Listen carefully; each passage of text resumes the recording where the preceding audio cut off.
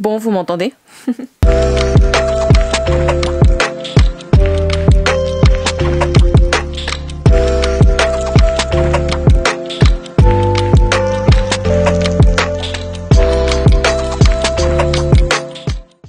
Hello! Bon, ça y est, c'est le moment de faire le bilan. Je pense que vous avez compris si vous avez vu le post de la semaine dernière. Je ne suis pas en super forme, je ne suis pas dans un super état psychologique vis-à-vis de mon retour en France, mais je me devais de vous faire un petit bilan sur quand même 8 mois, 8 longs mois sur le territoire japonais, 8 longs mois à Tokyo. Parce que oui, j'ai passé la plupart de mon temps à Tokyo. J'ai eu 2 semaines et demie au Laos, donc preuve que y a moyen de voyager, vous voyez. L'Asie c'est proche, donc le budget avion est étonnamment moins élevé que quand vous devez aller faire Paris-Tokyo. Je pense que c'est un peu évident. Bon, je vais vous découper ça en normalement 6 petites parties, 6 petits topics. Je ne garantis pas que je vais m'en sortir et on va faire avec, et j'espère que ça vous donnera déjà une première vue d'ensemble et que je vous motiverai à peut-être voyager et faire le même choix que moi, c'est-à-dire partir un an à l'étranger, pas forcément un an mais au moins une longue période, et vous découvrir, parce que oui, je me suis découverte et on va en parler tout de suite. On va commencer par la vie quotidienne. Oui, j'ai un petit papier parce que sinon je suis sûre de tout oublier, parce que moi, vu comment je suis intelligente et que je me souviens de tout, parce que oui, j'ai une mémoire d'éléphant, on est mal barré. Alors, quand je parle de vie quotidienne, c'est-à-dire que de manière générale, l'administration japonaise, c'est très particulier. En France, vous devez prendre systématiquement des rendez-vous et des fois, vous devez attendre 3 semaines minimum pour avoir votre rendez-vous. Au Japon, c'est pas forcément le même système. Donc, l'avantage, c'est que vous pouvez y aller n'importe quand. Le désavantage, c'est que ça fonctionne d'une certaine manière. Si vous y allez l'après-midi, on ne conseille pas trop, surtout les jours où il y a normalement, enfin, où les gens ne travaillent pas beaucoup, hein. Vous avez une queue immense et donc vous en avez pour au minimum 2 bonnes heures. Dans le meilleur des cas, moi c'est ce qui s'est passé quand je suis partie, quand j'ai fait toute ma paperasse pour partir, c'est aller relativement vite. Je crois que j'en ai pris pour la moitié du temps, quoi, 1 heure, 1 heure et demie, je pense que c'était 1 heure. Tout bouclé, hein, tout compris, c'est-à-dire que je suis passée à 2 bureaux différents, donc un qui concerne, enfin non, 3 bureaux différents. Donc un qui concernait du coup le fait que je déménage, que je quitte le pays. Un deuxième pour me désinscrire de, c'était quoi, de la pension, c'est la caisse de retraite en fait, la caisse de retraite japonaise. C'est un système bien particulier, je peux pas forcément vous en parler parce que j'ai pas essayé de m'y intéresser beaucoup, et puis on vous force pas à payer, hein. Et le troisième, c'était le bureau pour la sécurité sociale japonaise, que ça par contre vous devriez payer. C'est pratique si vous allez dans un hôpital local, ce serait bête de devoir payer 100% parce que les frais médicaux au Japon, c'est pas donné. Donc voilà, c'est l'un des trucs que j'aime pas trop au Japon, c'est peut-être parce que je suis française, peut-être parce que évidemment en France c'est très pratique, c'est très bien fait, il y a beaucoup de choses qui sont entre guillemets gratuites et très accessibles, c'est que les frais médicaux sont entièrement à votre charge. Souvent vous devez avancer de l'argent, et si vous avez sécurité sociale, ça paye environ 70%, mais vous avez toujours un reste à charge qui peut être relativement important. Même sur des piqûres, moi par exemple quand j'ai contracté la dengue, ou Dang, je sais pas comment vous le prononcez, je me trompe tout le temps. Quand je suis partie au Laos, quand je suis revenue, je devais faire des prises de sang et bon, je suis allée dans un hôpital privé, j'ai été remboursée, c'est bien, voilà, prenez une assurance, Globe PVT c'est ce que j'ai pris, vous pouvez prendre n'importe quoi, hein, mais pensez à prendre une bonne assurance. Et donc j'ai été remboursée, mais j'ai dû quand même avancer des frais pour 2 consultations avec prise de sang, j'ai avancé plus de 300 €, donc ça faisait très mal, hein. C'est mine de rien pour un truc où vous retirez le sang, vous faites des analyses. 300 € en 2 consultations, ça fait très très mal, donc mine de rien, prenez une assurance et pensez plutôt à aller à un hôpital public, n'hésitez pas. Moi j'ai hésité parce que j'étais vraiment, je savais pas quoi faire et je suis allée dans un hôpital privé. Je ne dis pas que c'est une mauvaise clinique, mais le fait de payer autant comme ça là, ting, kating, kating, le stress était là, j'étais pas bien, mais on fait avec. Autre chose pour le téléphone aussi, c'est un peu d'une histoire, je vous ferai une vidéo dédiée vraiment sur cet abonnement là, mais de manière globale le Japon est à la fois pratique et pas pratique du tout. Du pratique parce que vous avez des combini, vous avez des choses ouvertes 24h/24, vous avez des commerces qui sont ouverts sur des relativement longues durées. Par exemple moi j'avais 2 supermarchés, il y en avait un qui faisait 7h 23h, 7h du matin 23h, l'autre c'était 7h du matin minuit. J'avais toujours la possibilité de faire des courses pour un budget beaucoup moins important que le combini, parce que mine de rien le combini ça monte énormément le prix. Pour une même bouteille, j'en avais une, quand je la paye au supermarché c'était 78 yens à peu près hors taxe, et au combini elle passe à 150 yens. yens hors taxe. Donc je pense qu'on sait très bien que le supermarché c'était le meilleur plan. De manière globale, quand vous allez en administration, c'est très bien organisé, vous pouvez tout faire dans la journée, vous n'avez pas à prévoir plusieurs semaines à l'avance comme en France, mais attendez-vous quand même à consacrer une bonne journée au cas où si vous venez sur un moment où il y a du monde. Soit vous venez tôt le matin, soit vous essayez de trouver le jour où il n'y a pas trop de monde. Moi j'ai eu de la chance en tout cas sur mon retour, mais voilà, soyez préparés, c'est important. Et c'est là où je vous dis aussi que c'est aussi important d'avoir des notions de japonais. Et si vous parlez un peu japonais, vous n'êtes pas obligé d'avoir un niveau N2, N1, mais si vous arrivez à vous exprimer, à vous faire comprendre, même si votre niveau est pas haut, ça vous aidera énormément et il y a des chances que ça aille entre guillemets plus vite. Mais bon, ça c'est un topic à part. Le social, les amitiés, et donc souvent on demande aux gens, enfin on dit plutôt que on peut pas se faire des amis japonais. Alors, du moins c'est pas qu'on ne peut pas, c'est que c'est très difficile. Et bien la vérité c'est que c'est pas difficile mais c'est pas facile non. Ça me paraît tout à fait normal. Il faut aussi vous dire que automatiquement ce n'est pas parce que vous allez avoir la possibilité d'être sur le terrain que ça vous facilitera les choses. Dans mon cas, j'ai réalisé que j'avais à peu près autant d'expats que de locaux on va dire. Quand je parle d'expats, ça va être des gens que j'ai rencontrés en share house, enfin de là où j'habitais. Ça va être des gens que j'ai rencontrés qui eux ont déjà établi leur vie au Japon et ça je les respecte énormément parce que c'est mine de rien c'est pas évident, surtout pour avoir des visas. Et il faut pas se fixer à l'idée que vous voulez que des amis japonais parce que en fait si vous faites ça, vous pouvez potentiellement vous retrouver très rapidement isolé et ce serait super dommage. Dans mon cas, j'ai eu beaucoup de chance. Je suis allée aux bons endroits. Donc moi mes conseils pour rencontrer des gens, que ce soit des expats ou des japonais, les soirées, il y a beaucoup de soirées qui sont organisées. Vous avez par exemple Tokyo Lost Hotel que vous pouvez trouver sur Instagram qui organise des soirées tous les mois. Et là vous avez tout un tas de types de personnes. C'est très ouvert, c'est plus open, c'est pas vraiment une soirée genre pour faire la fête en boîte là.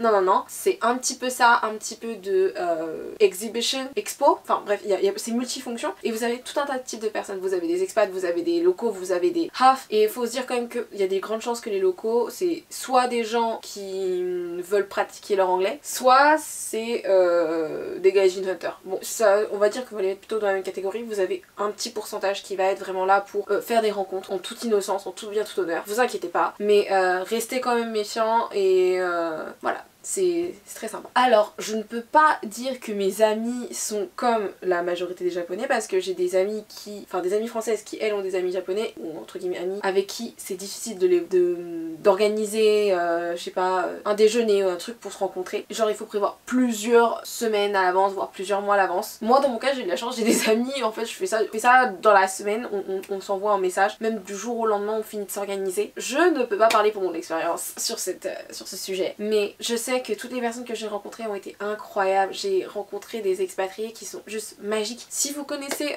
Tokyo Fashion sur Instagram, je vous conseille quand même d'essayer de les trouver. Voilà, je vous dis pas où ni quand vous pouvez les trouver, mais en tout cas, si jamais vous trouvez l'endroit, n'hésitez pas à leur dire bonjour, n'hésitez pas à leur dire que vous avez entendu parler d'eux, que ce soit entre vous même sur Instagram ou parce que vous avez vu cette vidéo, hein, on sait jamais. J'ai pas d'influence, mais on va faire comme si. Et c'est des gens super sympas, c'est grâce à eux que j'ai pu rencontrer tout un tas de personnes. Alors faut se rendre à l'évidence, c'est que beaucoup de gens dans le monde de la mode, influence, etc. qui ont beaucoup de followers, en tout cas au Japon, c'est des jeunes. Et quand je dis des jeunes, c'est des gens plus jeunes que moi, des gens qui sont parfois encore au lycée ou des gens qui viennent juste de commencer la fac. Donc ça commence à 16 ans et après, voilà. Il y en a très peu qui avaient mon âge ou qui étaient plus âgés. Ils étaient majoritairement plus jeunes que moi et ça j'étais blessée. J'étais blessée.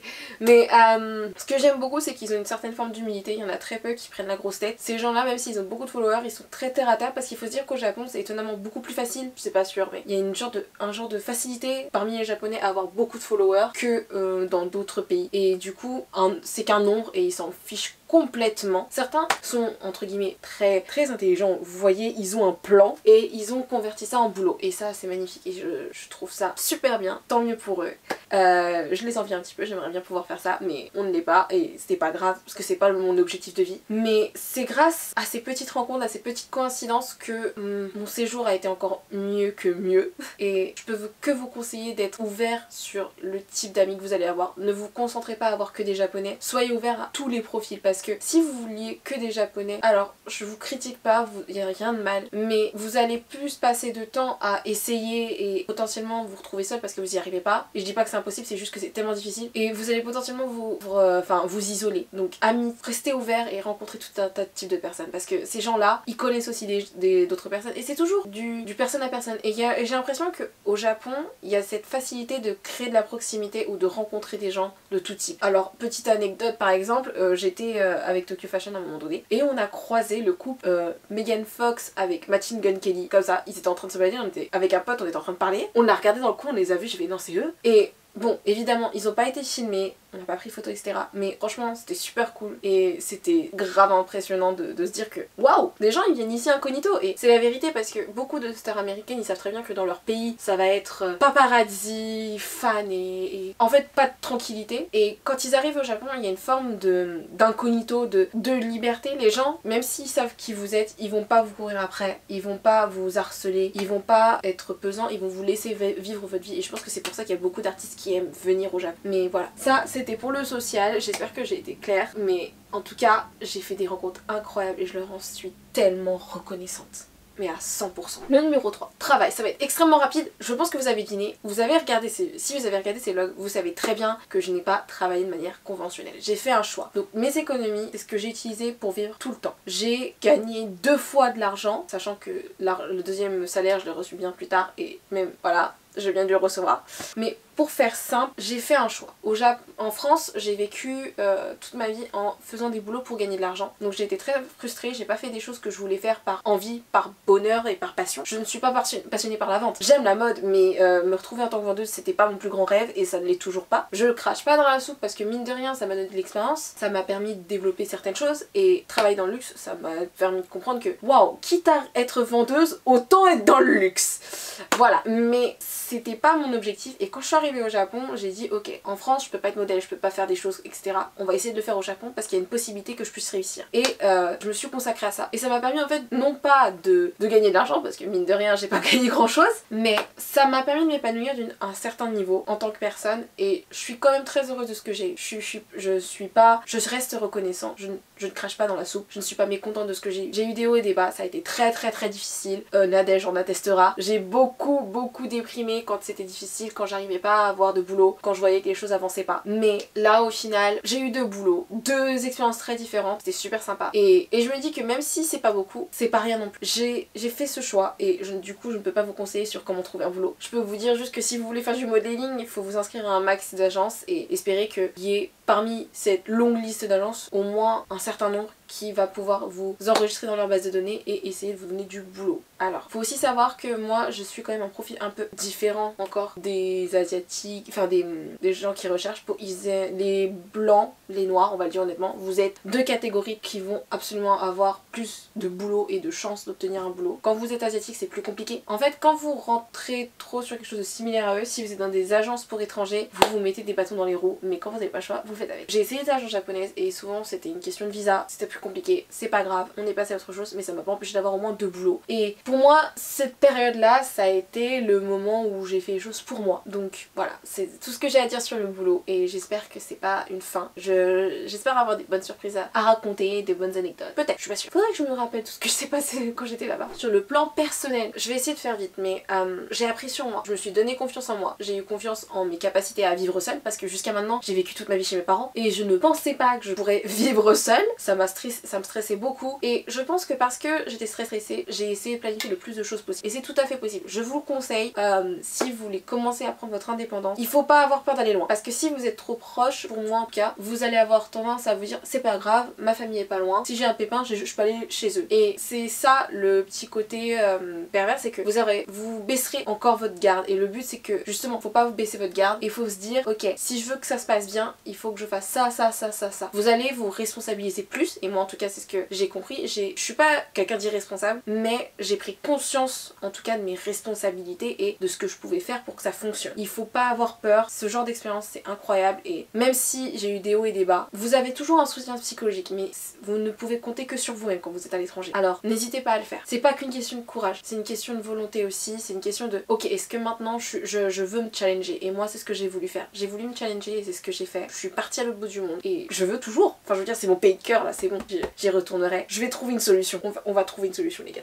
On va parler rapidement budget. Donc j'avais à peu près 14 000 € d'économiser. Je suis rentrée avant d'être à zéro parce que je sais très bien que j'ai encore des choses à payer en France, notamment un prêt étudiant. Je voulais être responsable. N'attendez pas d'être à zéro sur votre compte en banque pour rentrer chez vous. Hein. Très honnêtement, c'est pas intelligent. C'est vous mettre plus dans la main parce que imaginons vous avez toujours des frais bancaires à payer parce que vous avez toujours un compte bancaire et à partir du moment où vous avez ça, faut vous dire quand même que vous avez des dépenses à faire. Donc n'attendez pas d'être à zéro. Attends, moi j'ai essayé de faire en sorte d'avoir à peu près 2000 € de marge. Je pense que j'ai un peu plus, mais je voulais avoir 2000 € de marge au cas où avant de rentrer pour avoir le temps de rebondir et de retrouver un travail, reprendre une vie en France, même si le but c'est de repartir. Voilà. Mais ça a été suffisant. Et aussi un autre conseil que je vous fais, c'est que moi quand je suis partie, allez, à ce moment-là je disais, bon avec le taux de change etc, j'arriverai à survivre pour 1000 € par mois. Alors oui, j'ai clairement sous-estimé, ne me jugez pas. Je dépensais en moyenne 1200 € à peu près par mois. Donc un bon petit SMIC. Voilà. Donc si vous prévoyez un budget, ajoutez au moins 0,5 au-dessus si vous voulez que ça dure. Voilà. C'est mon petit conseil. Multipliez par 1,5 le budget que vous aviez prévu. Surtout si vous n'êtes pas sûr de travailler. Moi, je n'étais pas sûre de travailler, j'ai bien fait comme ça. Ça m'a suffi. Hein. Je veux dire, mine de rien, je m'en suis sortie. Donc ne soyez pas effrayés. Visez plus haut et si vous comptez travailler quand même, faites en sorte d'avoir une marge. C'est toujours penser à avoir une marge parce que cette marge, ce sera votre fonds d'urgence si jamais il y a un pépin, si jamais vous devez faire, je sais pas, un aller-retour Paris, Japon-Paris, hein, on sait pas dans quelle ville vous êtes, moi j'étais à Tokyo, donc Paris-Tokyo, parce que je sais pas, il y a eu un truc dans votre famille, vous avez des démarches administratives à faire. En fait, vaut mieux avoir une bouée de secours si jamais vous voulez faire quelque chose. Et du coup, on va arriver sur le dernier sujet. Je vous avais parlé d'un projet sur lequel je travaillais. Alors, il y a de ça maintenant 2 semaines, je crois, 2 semaines et demie, ce projet est tombé à l'eau. Je vais vous raconter rapidement ce que c'était. De base, je voulais faire un pop-up store et ce pop-up store, c'était pour vendre du coup des marques japonaises que j'avais découvertes qui sont incroyables, qui sont magnifiques. Si jamais vous avez bien vu encore une fois ces vlogs et si c'est pas le cas, je vous invite à le faire.